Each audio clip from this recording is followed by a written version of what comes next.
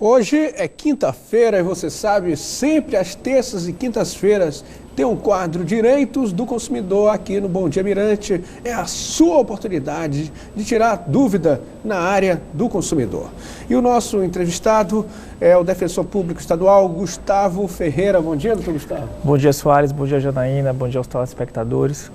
Importante, então, o senhor responder logo a pergunta da senhora Ana Clara, porque é uma pergunta que eu tenho certeza, uma pergunta de muitos pais, e a senhora Ana Clara fez a seguinte pergunta: por que as escolas não disponibilizam mais de um local de compra de farda para termos mais opção de preço? Soares, essa situação trazida pela consumidora, ela realmente é proibida pelo nosso Código de Defesa do Consumidor.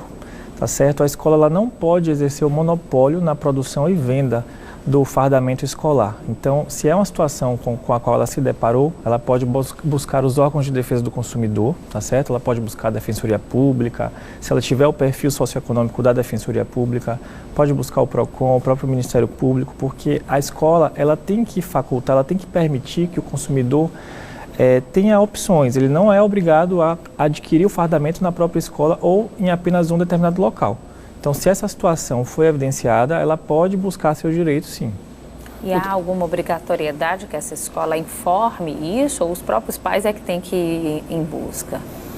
Janaína, existe essa previsão no CDC, no nosso Código de Defesa do Consumidor, mas não é especificamente apenas com relação aos fardamentos, tá certo? Então, vai mesmo do próprio consumidor buscar se informar, saber se ele tem direito ou não e correr atrás do seu direito.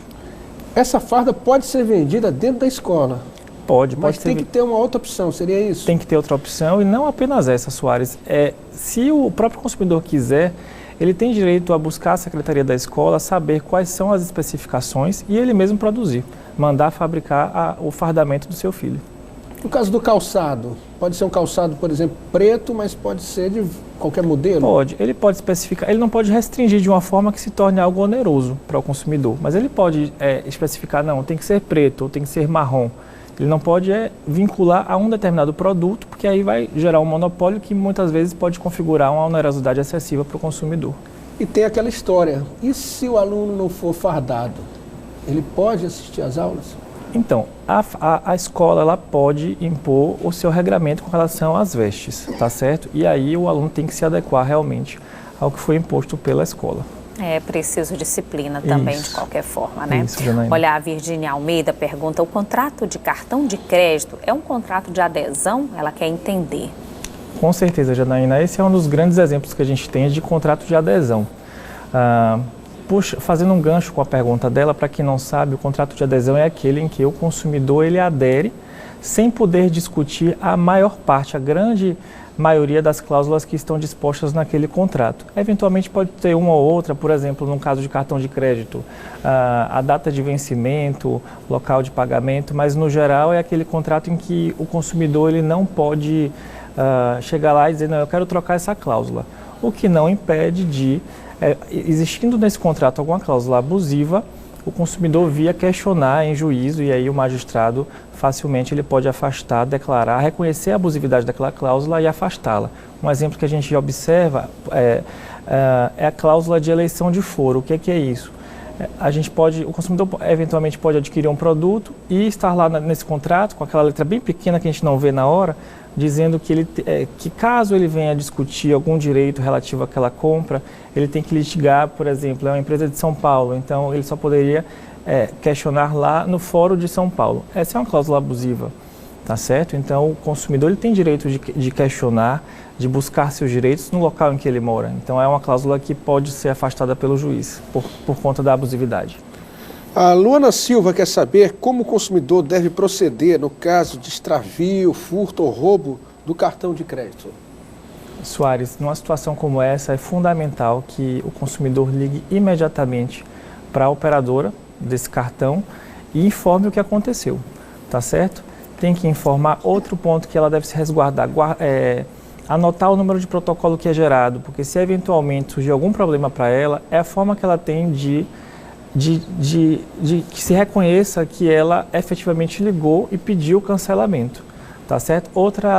Outro ponto que deve ser observado, registrar um boletim de ocorrência.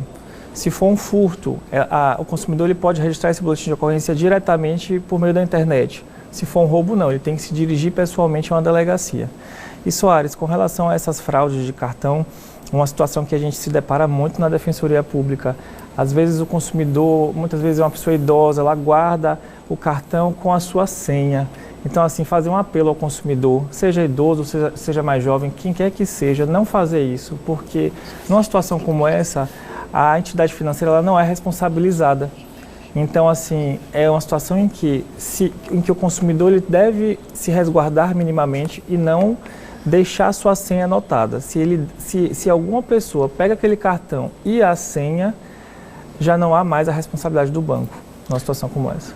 Doutor Gustavo, a gente sabe que a Defensoria tem um núcleo especializado na defesa do consumidor. Isso. É sempre bom dizer qual é o endereço aqui em São Luís e também se o cidadão, o nosso telespectador que é um consumidor, pode procurar a Defensoria no interior do estado. Pode sim, Soares. Aqui na capital, a Defensoria Pública, o Núcleo Especializado de Defesa do Consumidor funciona no bairro de São Francisco, de 8 às 17 horas.